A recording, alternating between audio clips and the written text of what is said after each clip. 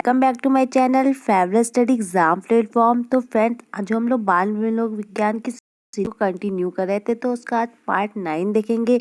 तो मैंने 2014 के जो बाल मनोविज्ञान के थे 15 क्वेश्चन अटैम्प्ट कर लिए थे। आज हम लोग 15 क्वेश्चन को देखेंगे। तो फ्रेंड, बहुत इंपॉर्टेंट होने वाला है session.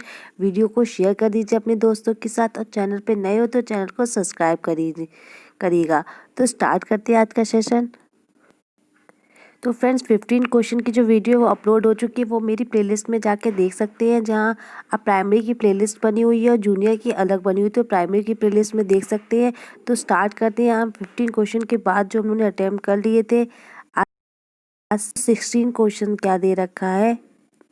Which of the following is true about gifted learners, मतलब कि प्रतिभाशाली अधिगमकर्ताओं के बारे में क्या सही है। जो गिफ्टेड बच्चे क्या होते हैं, जिनका IQ लेवल अच्छा हो या वो किसी चीज़ में अच्छा कर सके या कुछ अच्छा क्रिएटिव करते हैं, तो उनके बारे में क्या जो है वो सही है बताना है।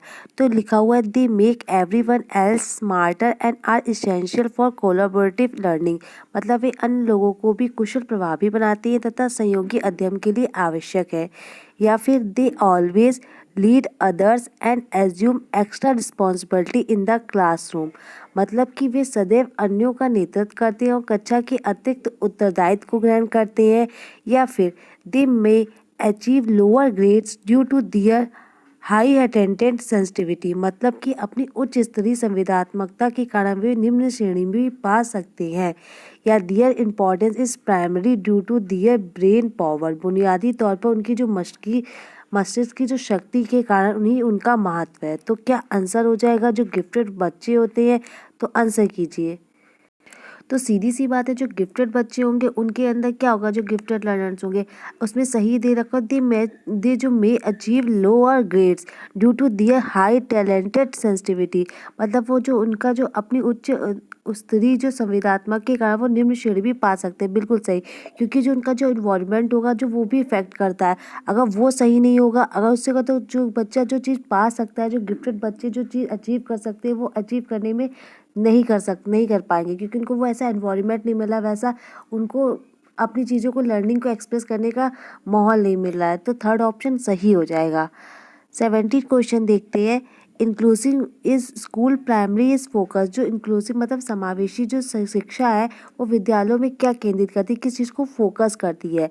तो पहला ऑप्शन दे रखा है, making subtle provisions for special category children, मतलब जो विशिष्ट श्रेणी वाले बच्चे हैं उनके लिए सूक्ष्माति सूक्ष्म प्रावधानों का निर्माण करती है। या फिर fulfilling the needs of children with disabilities only, जो केवल जो निरयोग छात्रों की आवश्यकताओं को पूर्ण करने के लिए, मतलब जिनमें कोई डिसेबिलिटी है उन्हीं को समावेशन जो शिक्षा है उस पर फोकस करती है। या फिर meeting the need of the disabled child at the expense of entire class, मतलब कि संपूर्ण कक्षा की कीमत पर निरयोग बच्चों की आवश्यकताओं को पूरा करने के लिए। या फिर including the educational needs of illiterate parents in school, विद्यालयों में निरक्षर अध्यापकों को शैक्षिक आवश्यकताओं पर। तो जो समावेशन शिक्षा होती है, इंक्लूसिव एजुकेशन, वो किस पे फोकस करती है, आंसर कीजिए। इसको मैंने काफ़ी बार बताया, बार बार ये क्वेश्चन रिपीट होता है तो मैंने हमेशा बताया। तो क्या क्या आंसर हो जाएगा, आंसर कीजिए।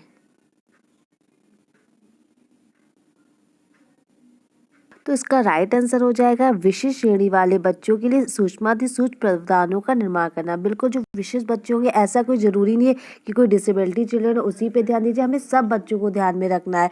जो डिसेबिलिटी है, मेंटल स्टडी है, या जो नॉर्मल बच्चे हैं, या जो IQ लेवल ज़्यादा है, तो सभी बच्चों को देख के जो हम एक्स्ट्रा एफर्ट दे के जो उनको एक ही साथ जो शिक्षा देते हैं, वही समावेशी शिक्षा जो होती है उसी पे फोकस करती है। तो फर्स्ट ऑप्शन सही हो जाएगा। केवल निरयोग छात्र की आवश्यकताओं को, ये भी गलत हो जाएगा।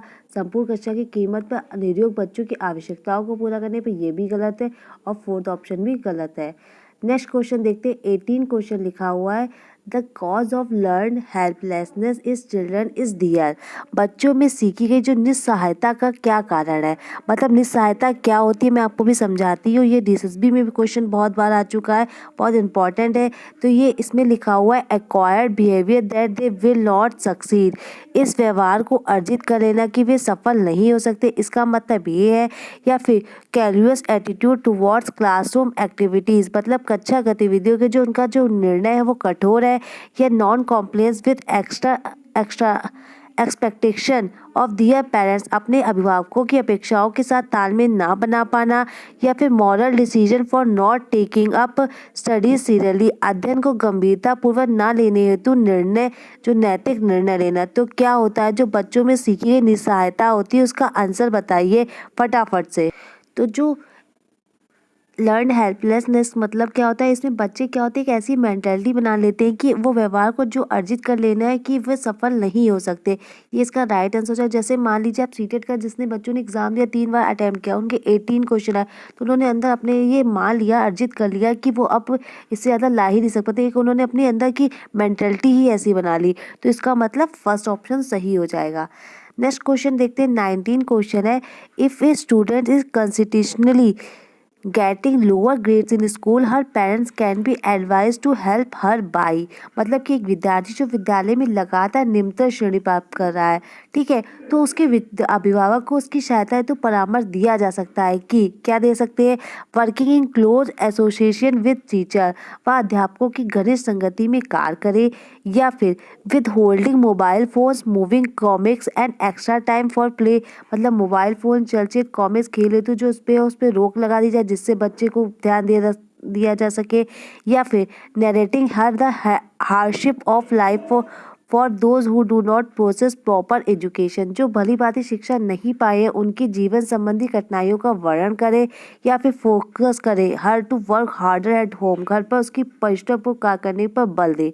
तो क्या इसका आंसर हो जाए कि जो बच्चे हैं विद्यार्थी है जो लगातार निम्नतर श्रेणी प्राप्त कर रहे हैं तो उसके अभिभावक को उसकी सहायता तो परामर्श दिया जा सकता है, कैसे, आंसर कीजिए। तो जो अध्यापक है उनको क्या करना चाहिए, इनकी घनिष्ठ संगति में कार्य करें। बिल्कुल, जो उनके पेरेंट्स होंगे वो क्या करेंगे, जो पेरेंट्स टीचर मीटिंग होती है उससे बच्चों को पता चले, जो पेरेंट्स बताए कि बच्चा कहाँ प्रॉब्लम कर रहा है, क्या उसको चीज़ें किससे उसको प्रॉब्लम हो रही है, जिससे टीचर क्या समझे कि उसको क्लासरूम में क्या दिक्कत हो रही है। तो दोनों के द्वारा जो उनकी प्रॉब्लम हो रही है जो जिससे वो निम्नतम श्रेणी प्राप्त कर रहे हैं उसको इफेक्ट किया जाए और उसको अच्छा बना सके, लर्निंग पे इफेक्ट दिया जाए। तो फर्स्ट ऑप्शन सही हो जाएगा। नेक्स्ट क्वेश्चन देखते हैं, क्वेश्चन नंबर 20 लिखा हुआ है, विच of the following does not deter problem solving, मतलब जो समस्या समाधान को क्या बाधित नहीं करता है, नहीं बताना, जिसमें 3 दे रखे होंगे वो बाधित करता है। तो क्या लिखा हो, इंसाइट मतलब जो अंतर्दृष्टि जिसको आपने बताया हुआ कोलर ने दे रखा था, अंतर्दृष्टि का सिद्धांत, मानसिक प्रारूपता मेंटल सेट्स, मोर्चाबंदी या निर्धारण फिक्सेशन। तो क्या आंसर हो जाएगा, जो नहीं बाधित करता है। तो सीधी सी बात है, जो अंतर्दृष्टि होती है वो जो होती है हमारी समस्या समाधान को बाधित नहीं करती। ये क्या करती है, एक ऐसी चीज़ है जो हमें एक नई चीज़ नई क्रिएटिविटी बताती है जिससे हम नई चीज़ों को सोच पाते हैं। तो अंतर्दृष्टि एकदम से हमारे में ऐसा कुछ आता है कि जिससे हम कुछ नई चीज़ सोच पाते हैं और नई चीज़ें में हमारा इंटरेस्ट होता है और नई चीज़ें कर पाते हैं। तो अंतर्दृष्टि का सिद्धांत किसका है, कोलर का है। 21 क्वेश्चन की तरफ बढ़ते हैं, a teacher is connecting a text to the previously learn text and showing children how to summarise it, she is. तो एक शिक्षिका क्या कर रही है, पाठ को पूर्व पठित पाठों से जोड़ती है, फिर बच्चों को क्या करती है, सारांश लिखा रही है। वह क्या कर रही है, मतलब क्या कर रही है, वो पूर्व जो पठित पाठों को जोड़ रही है फिर उसके साथ उसको सारांश को लिखा रही है। तो क्या करना चाह रही है, helping children to develop their own strategy to compare it, मतलब बच्चों को पाठ समझाने की शैली विकसित करने में सहायता करी है। या फिर instructing the that there is no need to go through the entire text, या बच्चों को संपूर्ण पाठ पुस्तकों को पूर्ण रूप से ना पढ़ने की आवश्यकता का संकेत दे रही है। या फिर वह आकलन के दृष्टिकोण से पाठ वस्तु के प्रति को पुनर्वर्णित कर रही है, या फिर फोर्थ ऑप्शन दे रखा वह विद्यार्थियों को सामर्थ्यानुसार स्मरण करने को प्रेरित कर रही है। तो क्या करना चाह रही है जो टीचर है, वो बच्चों को पूर्व पठित पाठों से जोड़ के तो क्या करी है, वो बच्चों के पाठ को समझने की स्व शैली को विकसित करने में सहायता करी है। बिल्कुल सही, जो टीचर यही चाहेगा कि जो उसकी जो प्रीवियस नॉलेज से अगर उसको जोड़ दिया जाए तो बच्चे को जो समझने में उसकी जो वो होगी वो और अच्छे से होगी। तो सेकंड फर्स्ट ऑप्शन करेक्ट हो जाएगा। 22 क्वेश्चन है, what kind of errors is common between a learner who is learning his mother tongue and the learner who learns the same language as is second language. मतलब जैसा कि समझिए, एक जो बच्चा है वो अपनी मातृभाषा सीख रहा है, ठीक है, और वही दूसरा बच्चा उसको द्वितीय भाषा के रूप में सीख रहा है। मतलब कि जो आप जो फर्स्ट लैंग्वेज की तरह अडॉप्ट कर रहे हैं, तो दूसरा क्या कर रहा है, उसी को सेकेंड लैंग्वेज के रूप में सीख रहा है। तो ये तो क्या है, तो दोनों निम्नलिखित में से कौन सी प्रकार की त्रुटि कर सकते हैं। मतलब कि आपने जो किया वो आपकी फर्स्ट लैंग्वेज हुई, दूसरा जैसे कोई बच्चा आपका कजिन हुआ, वो जैसे अमेरिका से आया तो उसने क्या हुआ, दूसरा उसी को इंग्लिश को क्या हुआ, सेकेंड लैंग्वेज के रूप में लिया, ठीक है। तो उसमें बताना है कि वो किस चीज़ में त्रुटि कर सकते हैं। क्या है, पहला अधिकाधिक सामान्यीकरण, या सरलीकरण सिंप्लीफिकेशन, या डेवलपमेंटल विकासात्मक, या अत्यधिक सशक्तता हाइपर करेक्शन। तो क्या हो जाएगा इसका राइट आंसर। तो जो बिल्कुल ये जो उसमें कौन से प्रकार की त्रुटि कर सकते हैं, क्या विकासात्मक त्रुटि कर सकते हैं। तो थर्ड ऑप्शन जो हो जाएगा सही हो जाएगा, विकासात्मक पे। 23 क्वेश्चन देखते हैं, लिखा हुआ द स्ट्रेस जो है अफेक्ट करता है परफॉर्मेंस इन द एग्जामिनेशन। बिल्कुल, जो परीक्षा में तनाव की जो निष्पत्ति को प्रभावित करता है। फिर this fact reflects which of the following relationship. तो कौन सा जो है संबंध वो उसको स्पष्ट कर रहा है, जो परीक्षा में जो तनाव है वो परफॉर्मेंस जो हमारे इफेक्ट करता है एग्जामिनेशन में, तो उसमें से कौन सा जो है वो स्पष्ट कर रहा है स्टेटमेंट, कौन सा संबंध रिलेशनशिप में बता रहा है। तो पहले कॉग्निशन और इमोशन, संज्ञान और भावना, स्ट्रेस ओमिशन मतलब तनाव विलोपन, परफॉर्मेंस एंजाइटी मतलब निष्पत्ति चिंता, या कॉग्निशन या कॉम्पिटिशन मतलब संज्ञान या प्रतियोगिता। तो कौन सा इसका राइट आंसर हो जाएगा। तो सीधी सी बात है, जो परीक्षा में क्या हो जाएगा, हम कॉग्निशन लगाएंगे, अपना संज्ञान लगाएंगे, तो जो हमारा इमोशन होगा वो उससे इफेक्ट जरूर करेगा।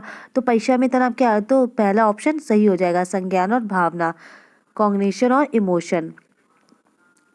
24 क्वेश्चन लिखा हुआ है, a teacher is trying to console a child who is not performing well after an accident. मतलब एक अध्यापक उस बच्चियों के साथ परामर्श करते हैं जिनकी निष्पत्त्यात्मक प्रगति दुर्घटना के पश्चात अनुकूल नहीं है, ठीक है। Which one of the following is most appropriate about counselling in school. तो निम्नलिखित में से कौन सी जो प्रक्रिया विद्यालय में परामर्श के लिए सबसे बेहतर हो सकती है। तो कौन सी जो प्रक्रिया है वो सबसे बेटर हो सकती है। तो पहला लिखा है, it is the about the palliative measure for making people comfortable. मतलब यह एक उपासमक उपाय है ताकि लोग अपने को आरामदायक महसूस कर सके।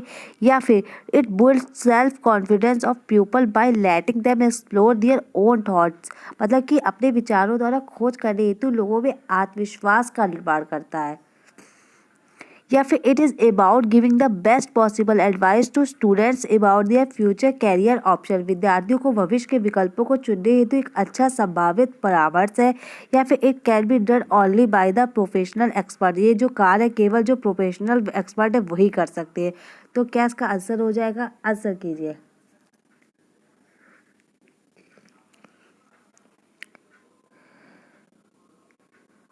तो उसका राइट आंसर हो जाएगा, या जो है अपने विचारों द्वारा जो क्या है खोज करने हेतु लोगों में आत्मविश्वास का निर्माण करता। तो सेकंड ऑप्शन सही हो जाएगा। ना कि कोई ऐसा जरूरी नहीं कि आपको जो है कोई प्रोफेशनल एक्सपर्ट ही दे सके, तो ये भी गलत हो जाएगा। तो ये सब ऑप्शन गलत हो जाएंगे, सेकंड ऑप्शन सही हो जाएगा। 25 क्वेश्चन है, एक which of the following would encourage the least a student who wants to become a highly creative theatre artist. तो लीस्ट पे ध्यान रखिएगा, मतलब लिखा हुआ हिंदी में समझते हैं। एक विद्यार्थी उच्च स्तरीय सृजनशील लघुमंची कलाकार बनना चाहता है, उसके लिए निम्नलिखित में से कौन सा उपाय है जो सबसे कम प्रेरक होगा। तो जो सबसे कम प्रेरक होगा वो बताना है। तो try to win the state level competition that will ensure you scholarship. राज्य स्तरीय प्रतियोगिताओं को जीतने के लिए प्रयास करना ताकि वे छात्रवृत्ति पा सके।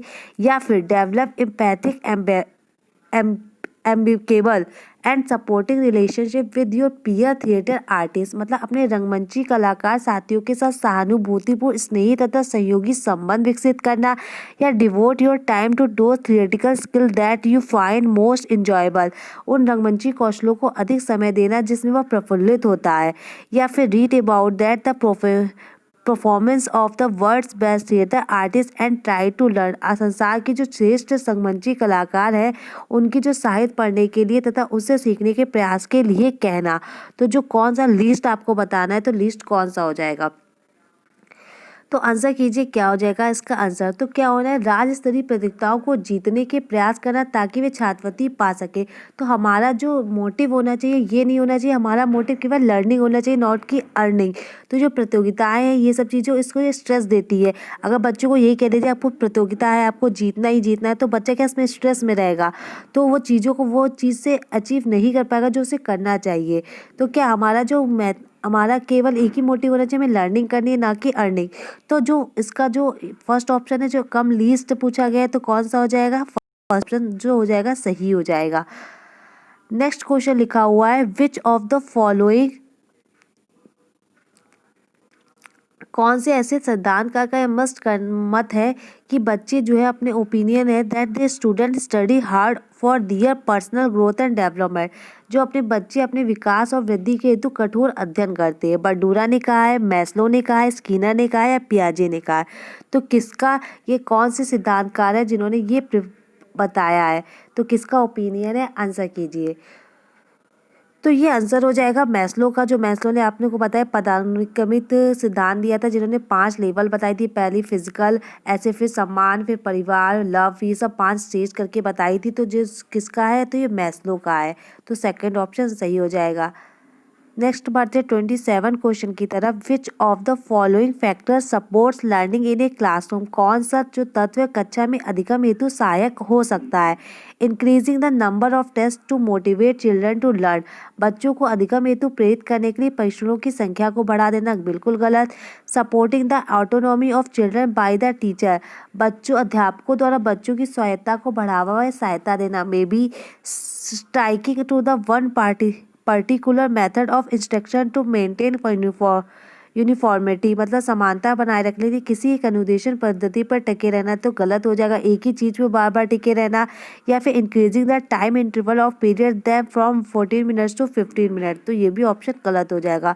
तो जो इसका राइट आंसर हो जाएगा क्या होना चाहिए, अध्यापकों द्वारा बच्चों की स्वायत्ता को बढ़ावा व सहायता देना, जो कक्षा में अधिगम हेतु सहायक होगा, जिससे लर्निंग जो कि इफेक्ट करेगी। जब बच्चा अपने आप खुद इंडिपेंडेंट होगा, अपने आप चीज़ों को करेगा, तो वो चीज़ों को और बेटर सीखेगा, तो सेकंड ऑप्शन सही हो जाएगा।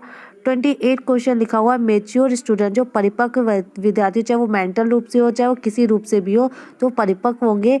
तो उसका क्या हो जाएगा, फोर्थ स्टेटमेंट में पहला स्टेटमेंट दे रखा, believe that emotion has no place in their studies, इस बात पे विश्वास करते हैं कि उनके अध्ययन में भावनाओं का कोई स्थान नहीं है।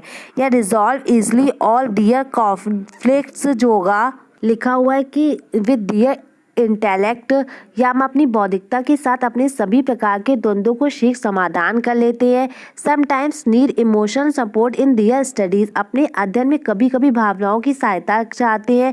या फिर do not get upset by studies in the difficult situation, कठिन परिस्थितियों में भी अध्ययन से विचलित नहीं होते। तो जो मेच्योर स्टूडेंट्स होते हैं वो क्या होते हैं, तो सही आंसर बताइए।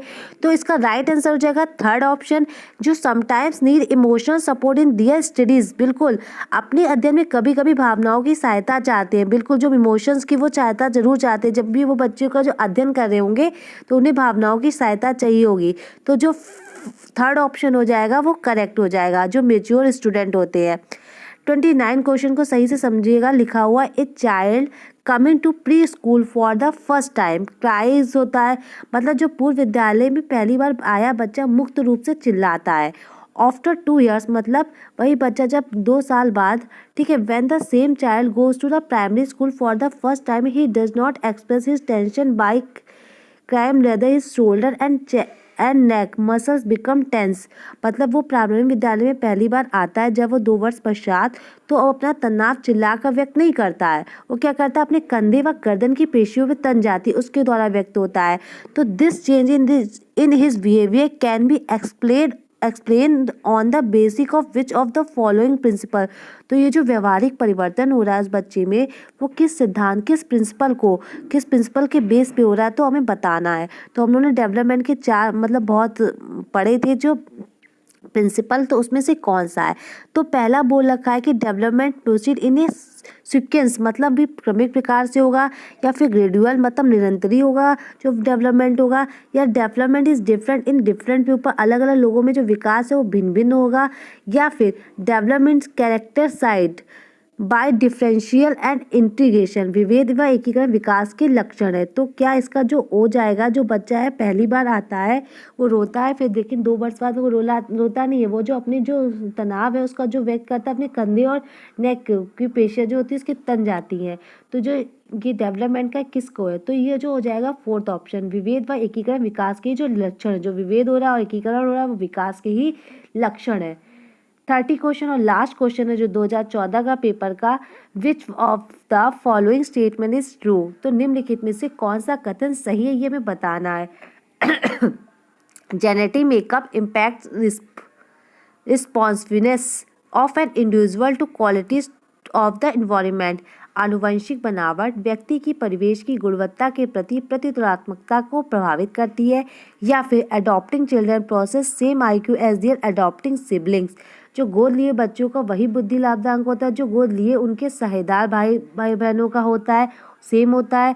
यह experience does not influence brain development, जो अनुभव होता है वो मस्तिष्क के विकास को प्रभावित नहीं करता है, या फिर intelligence remains unaffected by the schooling, जो विद्यालयीकरण का जो बुद्धि पे कोई प्रभाव नहीं पड़ता। तो कौन सा जो स्टेटमेंट है फोर्थ जो IQ से रिलेटेड है, जो उसमें कौन सा स्टेटमेंट सही हो जाएगा, आंसर कीजिए फटाफट से क्या आंसर हो जाएगा। तो इसमें राइट आंसर यही है, जो जेनेटिक मेकअप होता है वो इम्पैक्ट करता है, मतलब आनुवंशिक बनावट व्यक्ति की जो परिवेश की गुणवत्ता के प्रति और प्रतिरोधात्मकता को प्रभावित करती है। बिल्कुल सही है, फर्स्ट स्टेटमेंट सही हो जाएगा। तो फ्रेंड्स 15 क्वेश्चन हम लोगों ने अटैम्प्ट कर लिए। 15 क्वेश्चन फर्स्ट वीडियो में वो आप मेरी जाके प्लेलिस्ट में देख सकते हैं। फ्रेंड्स अगर वीडियो अच्छा लगा हो तो लाइक शेयर सब्सक्राइब जरूर करिएगा। चैनल पे नए हो तो चैनल को सब्सक्राइब करके जाइएगा। अपने दोस्तों के साथ ज़्यादा से ज़्यादा वीडियो को शेयर करिएगा, लाइक जरूर करिएगा, कमेंट करके मुझे बताइएगा। कहीं भी आपको डाउट हो, कोई भी क्वेरीज करनी हो तो मुझसे पूछ सकते हैं कमेंट बॉक्स में। Thank you for watching. Thank you friends.